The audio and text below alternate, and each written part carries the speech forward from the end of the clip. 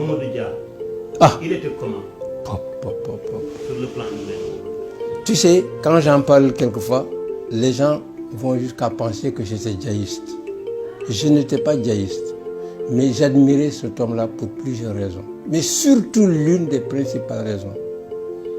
J'ai jamais vu un homme aussi honnête que Mamadou Dia. J'ai jamais vu un homme aussi plein d'humilité que Mamadou Dia. Anecdote, toujours j'appuie. Babacar Ba, c'était son directeur de cabinet. Moi, j'étais directeur des finances. Comme je vous le dis, hein, il était vice-président du conseil. Sa femme, Fat Diop, une fois, a appelé Babacar. Babacar va répondre et lui dit, viens, je vais te montrer quelque chose. Le lit sur lequel elle dormait avec Mamadou Dia. En quoi consistait le lit? Sommier métallique qui était complètement usé. Nga xamni ci kaw dañ ko mu doon ràbb ak des fils de fer. Et le sommier reposait sur des briques comme pieds. Il dit à Babacar, regarde, avec son austérité là, voilà, man qui fil de fer di jam nañu sama yaram yi ba mu mokk. À l'époque, où est-ce qu'il était? Il était à la résidence de Médina. Et il était président du conseil, hein? Tu entends? Il était à la résidence de Médina. Babacar Ba qui vient de me chercher, il m'a montré ça, vraiment, contre lui, on va faire quelque chose. Madame Meubles de France, j'ai commandé un lit simple. Hein? Alors en sortant, venu installé, Fat Diop qui nous dit, venez voir le frigidaire. Midem, on a regardé le frigidaire. Tu sais, pour rafraîchir, on était obligé de mouiller des sacs vides là, pour me rafraîchir. J'ai changé le frigidaire. Mais demande-moi ce que ça m'a coûté ça. Mamadou Dia, watch, sa femme qui lui dit, mais l'albi, la femme lui raconte. Il dit comment? Mais qui leur a dit de changer mon lit? Qui va payer? Tu vois? Président du conseil. Le soir, Babacar Ba m'appelle, répond au président. Moulma, tu sais, moi j'ai déjà ramassé, tu vas ramasser de ton côté, j'arrive. Mais dis donc, Babacar Diallo, c'est toi maintenant l'ordonnateur du budget, c'est toi le président du conseil. Mais qu'est-ce que c'est que ces lits et ces frigidaires-là? J'ai dit, écoutez, monsieur le président, moi j'ai vu ça, ce spectacle-là. Ah, mais c'est un Lusien qu'il est, parce que Fat Diop, c'est la fille d'un directeur d'école. Il dit, ah ben, parce que c'est une Saint-Louisienne. Et puis ensuite, quand moi le dit, papa me ramène là le ça. Bon, maintenant, ce que je te dis, c'est court. Tu vas, en tant que directeur des finances, tu vas émettre un ordre de recette pour le montant de ce que ça coûte et tu paieras ça par prélèvement sur ton salaire. Tu vois? Il a fallu que les clés dorsales et tout ça la diapétie pour qu'il me pardonne ça.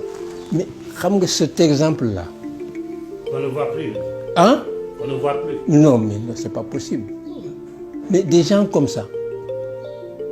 Mais quand il est né à l'enfant, comme je te dis là, mais moi, on m'avait demandé d'aller, la promotion m'avait demandé d'aller le rencontrer. Mais quand je suis allé le rencontrer, mon vieux, bon, qu'est-ce que vous voulez? Enfin, monsieur le président, il me dit, bon, on vous envoie. Attention, hein, c'est pas gratuit. Qu'est-ce que vous voulez? Ne réclamez surtout rien. Nous sommes déjà des fonctionnaires, nous avons de la famille ici. Comment on va vivre? Il me dit, on vous versera votre salaire mensuel et vous vous débrouillerez entre la famille que vous allez constituer là-bas et celle que vous restez ici, que vous laissez ici. Tu te rends compte? Hein? C'est à prendre ou à laisser. Si vous ne voulez pas, on envoie d'autres. Non, il n'en est pas question.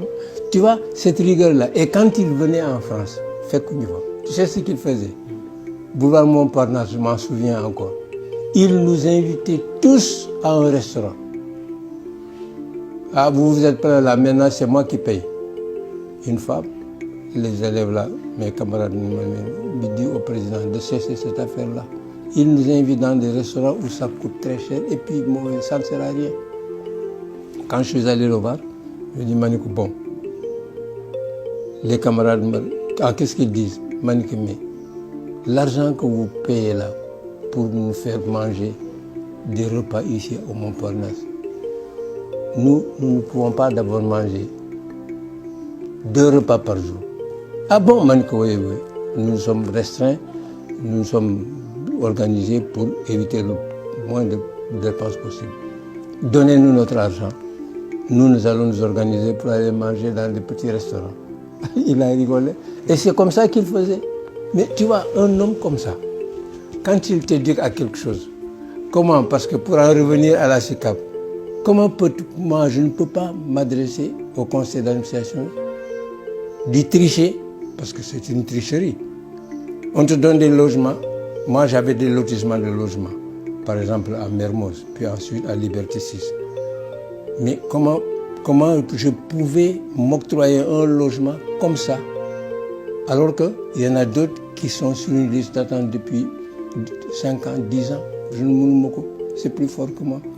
Et puis comment... Non. Les gens disent, mais les marchés, je n'ai jamais passé directement un marché, moi, avec un fournisseur. Jamais. J'avais une direction technique, je lui ai dit, passer les marchés, moi, ça ne me regarde pas. Je ne voulais pas avoir de relation avec tous ceux qui touchaient à des gestions, qui pouvaient... Pourquoi? Vous savez pourquoi? Ancien inspecteur général d'État, j'ai enfermé des gens pour des conneries comme ça. Mais je ne pouvais pas me permettre de me jeter dans la gueule du loup en faisant ce que je reprochais aux autres.